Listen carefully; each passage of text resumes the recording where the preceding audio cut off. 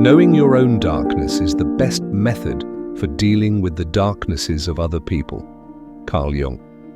There are moments in life when you stop and ask yourself, did they really do that to me on purpose?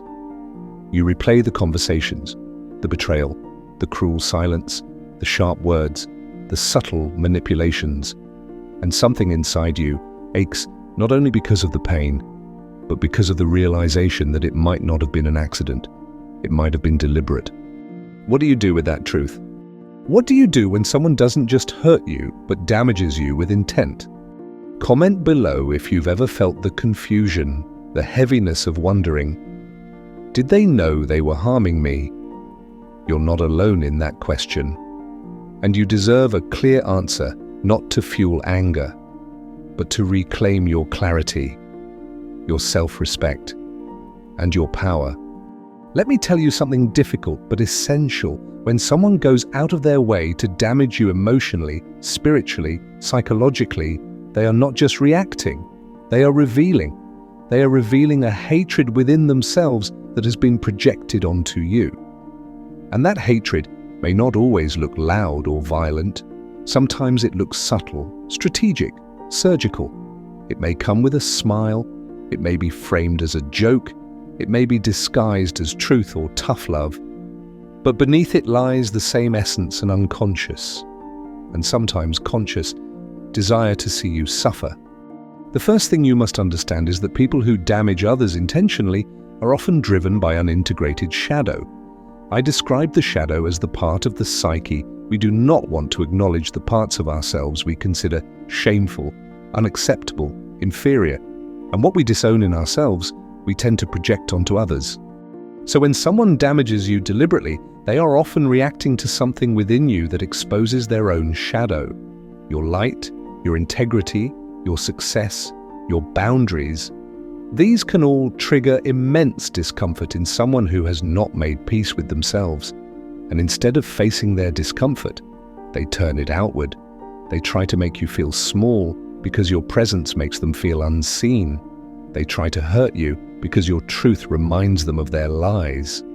They try to punish you because your freedom reminds them of their imprisonment.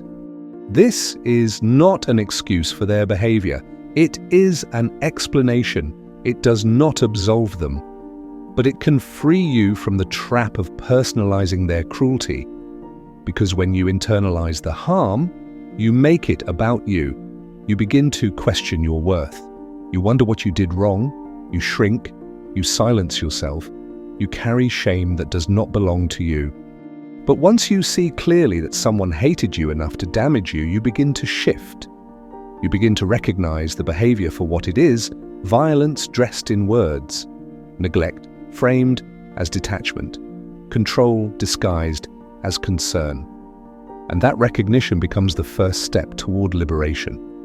Not every hurt is rooted in misunderstanding. Some is rooted in malice. That is a truth we must have the courage to face. Some people want to see you suffer because your healing threatens the system they live in. Your healing exposes their dysfunction. Your voice threatens their dominance. Your boundaries disrupt their control. And so they lash out, not randomly, but strategically. They may isolate you, undermine you, use your vulnerabilities against you, plant seeds of doubt in your mind, twist your words, pretend not to understand, punish your joy, dismiss your pain. All of this is intentional. All of this is harm. You must believe yourself. So many people continue to suffer long after the damage is done, not because the abuser is still present, but because they still gaslight themselves. They say, maybe I'm overreacting, maybe they didn't mean it, maybe I deserved it, but you didn't. And the longer you deny that truth, the longer their shadow lives inside you. Let us be clear, hatred does not always come in the form of screaming. Sometimes it comes in the form of calculated apathy, of withholding, of controlling how and when you are loved, of turning your wounds into weapons, of building intimacy only to destroy it once you trust. These are not the behaviors of a person who loves you. These are signs of deep hatred. whether conscious or unconscious. Why would someone hate you? Because you represent something they've buried. You are the mirror they cannot tolerate. And instead of breaking the mirror to face themselves, they try to break you. They destroy what reflects what they've refused to become. That is the real root of intentional damage. It's envy disguised as righteousness. It's self-hatred projected outward. This is what we must understand if we are to reclaim our soul after such damage. It wasn't about you. It looked personal, it felt personal, but it was never about you. It was about what you represented. And the more you embodied truth, integrity, vulnerability, or power, the more you triggered the dormant volcano inside them. Some people hate you not because of what you did wrong, but because you didn't shrink, because you chose to love yourself, because you said no, because you dared to speak truth into a room built on lies, because you left when they expected you to beg, because you stood when they tried to break you. When someone damages you intentionally, their aim is not just to hurt you, it is to fracture your identity, to create confusion, to distort your reality so that you doubt your own perception. And once you doubt yourself, they gain control. That is psychological violence. But here is where your soul has its most important work. You must resist the pull to explain yourself to someone who enjoys misunderstanding you. You must stop giving them access to your spirit. You must stop trying to win love from someone who only offers power plays. And you must grieve. Not just the harm they caused, but the illusion you once held, the hope that they would change, the belief that love would be enough to reach them. Some people do not want love, they want control. And when love shows up, they destroy it because it threatens their illusion of power. And yet, this realization is not meant to make you bitter. It is meant to make you free, because now you see the pattern. Now you can name it. And once something is named, it loses its grip. You must reclaim your voice, your body, your right to feel anger without apology, your right to walk away without guilt, your right to name what happened without sugarcoating it for someone else's comfort. You are not weak for being wounded. You are not foolish for having trusted. You are not dramatic for naming the damage. You are healing. And healing requires truth. Truth that says, yes, someone hated me enough to damage me, and I will not carry their hatred in my nervous system any longer. The damage may have been intentional, but so is your restoration. And that begins with honoring your pain, not minimizing it, not intellectualizing it, but feeling it, feeling the betrayal, the fear, the loneliness, feeling what you were not allowed to feel then, because once you feel it, you can move through it. And once you move through it, it no longer owns you. The person who hurt you may never apologize, and they may never change. They may even continue to pretend they did nothing wrong, but that is not your responsibility. Your responsibility is to the self, to your integrity, to your healing. The greatest tragedy is not always that someone tried to damage you. It is that you were trained not to believe it, conditioned to normalize mistreatment, encouraged to rationalize cruelty, expected to stay silent. You were told that love meant enduring pain, that loyalty meant tolerating manipulation, that family, partners, mentors, or friends could do no wrong if their intent was unclear. But we must remember impact outweighs intent, and repeated harm, especially when met with denial or blame shifting, reveals more than clumsiness. It reveals intent cloaked in performance. It reveals hatred that has found socially acceptable masks. And you, who were raised to doubt yourself, may have become the master of making excuses for others. But that must end now, because healing begins where self-betrayal ends. You must learn to trust the part of you that flinched, the part of you that felt it, the tension in your chest, the drop in your stomach, the voice that said something is wrong. That voice is your inner truth. Your inner truth is not dramatic. It is not too much. It is sacred. And those who damage you will always aim to disconnect you from it. That is the first step of intentional harm isolation, not just physical, but psychological. If they can isolate you from your own instincts, your memory, your identity, they don't need to cage your body, they've already caged your mind. This is the insidious nature of psychological warfare, to slowly rewrite your story with their shame. You begin to question your memory. You begin to doubt your feelings. You ask, did I provoke this? You start defending them to yourself.